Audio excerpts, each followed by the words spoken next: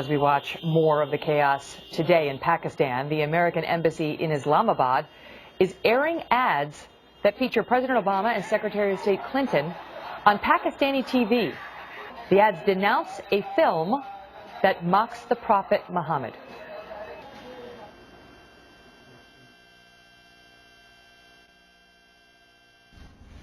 Since our founding, the United States has been a nation that respects all faiths.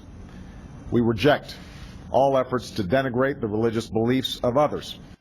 Let me state very clearly, and I hope it is obvious, that the United States government had absolutely nothing to do with this video.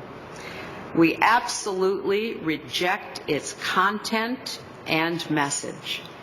America's commitment to religious tolerance goes back to the very beginning of our nation. They spent $70,000 of taxpayers' money to run that ad and raise some free speech questions in the process.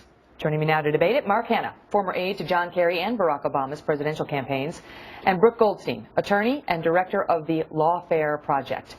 And so they're attempting to quell some of the anger, I assume is the motivation, but are the means the right ones, Brooke? Absolutely not. First of all, let's talk about Pakistan for a second. This is a country whose state education system foments anti-American violence. Pakistani children are taught in their schools to revere shahada, to revere suicide bombing. And we think that this ad is going to quell anti-American sentiment there?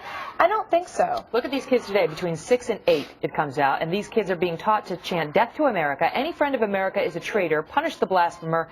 Death is acceptable in saving the honor of the prophet. Mark, we got major problems over here, and there is a question about whether this ad is appropriate. Is it going to solve it, and is it appropriate? Okay, the answer to both those questions is yes, and the reason is because of those kids that are chanting death to America. I think everybody watching right now, including, and Brooke and I will both agree that that is not just hideous, but heartbreaking, that kids are being taken advantage of by governments, by Islamic radical groups, to be indoctrinated and have propaganda that it teaches them to hate America. Why? It just shows you the problems our kids are going to have, because those are going to be the adults of the future. Right. Exactly. And so what can America do when foreign countries don't have the kind of free media system that we enjoy here?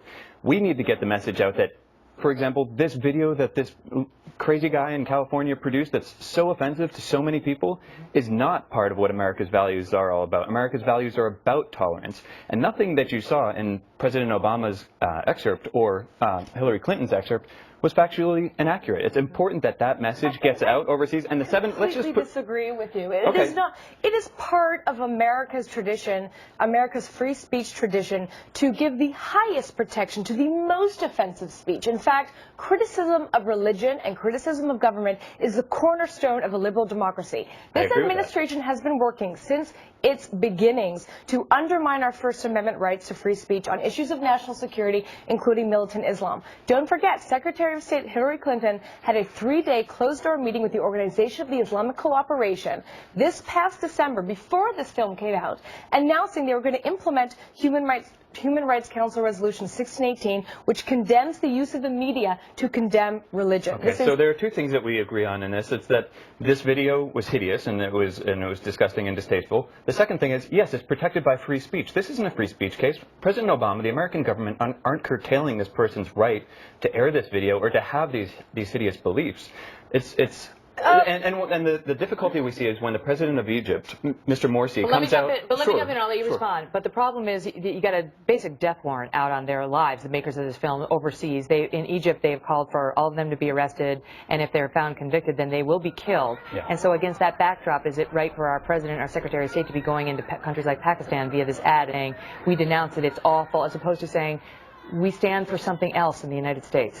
I think it's really important for foreign public sentiment to understand that this isn't what Americans are all about. I think Salman Rushdie put it best when, and he's got a target on his head because of some of the the critiques he's made about Islam.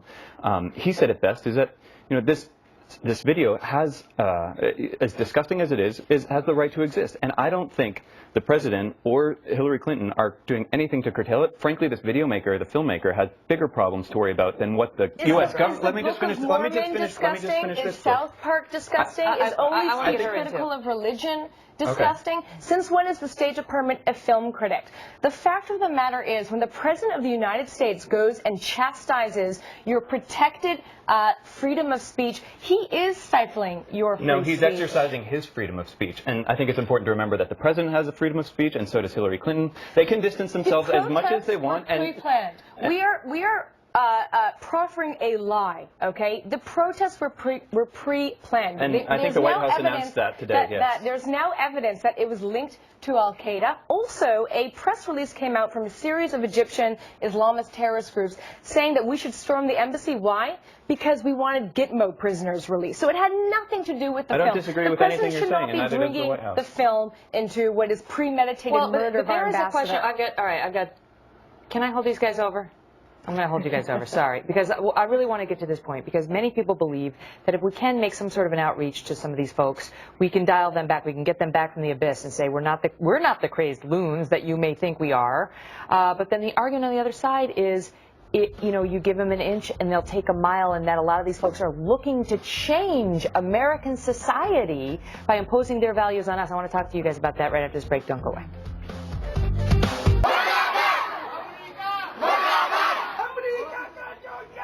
Yeah, and there they are. You can see this is what our children are going to have to deal with in 20 years, the fruits of this indoctrination in Karachi, Pakistan. Our ally, by the way, where the children are chanting death to America.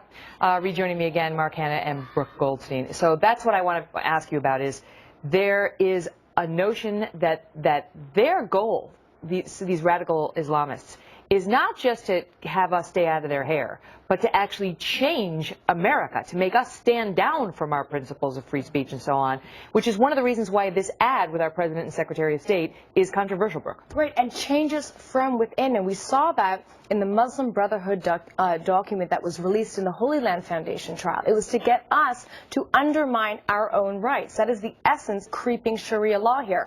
And the thought that we can appease Islamist terrorism by apologizing for our Constitution is ridiculous. And how do we know that? That's what the Egyptian embassy tried to do. Did they not put the press release out apologizing for the film before the embassy was stormed? And we see how well that worked. How about that, Mark? This is not about appeasement at all. What this is about is our public diplomacy professionals, people of both political parties, making an assessment, people who brought their families to live in places like that in Pakistan and put their families in harm's way to serve our national interest, making an appraisal that the most effective way of beating back this anti-American sentiment in the region is to present corrective messages about America's values.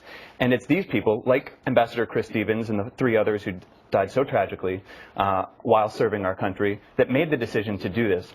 It didn't come from the Obama administration. Let me it came from United States of America government. I don't want to be crass about this, but we saw how that worked out for Ambassador Stevens. I mean, there's a question about whether you can reason with this particular faction of radical Islamists. I think our free speech laws are based on the premise that you can reason with anybody, that you can get a message across to, that all human beings are reasonable people. It's that when you're going up against these people, if they get our messages correctly, there's a free trade of, free exchange, free marketplace of ideas, if you will. That's what diplomacy is based on. Now, when you have state-run media and Islamic militants and people indoctrinating these young kids, if they don't have, we need absolutely a military solution to that. We need to be dropping bombs on those terrorists. But what we also need to be doing is dropping messages on the innocent people who are being brainwashed by them, so that they understand that America isn't what the terrorists are saying. Mark sounds like President Obama. I mean, this sounds a lot like we've heard from President Obama. People that recruit their own children as suicide bombers, people that strap live bombs and blow children's limbs to pieces, which is what Pakistani terrorists do, which is what the Muslim Brotherhood advocate, they're not reasonable people. No, I'm saying these kids, and let's just bring it back for a second. Let's just bring it back. The Obama administration's policy has been to stifle speech deemed critical of Islam from the beginning. Okay? The words Islam and jihad are being redacted from all counterterrorism training manuals.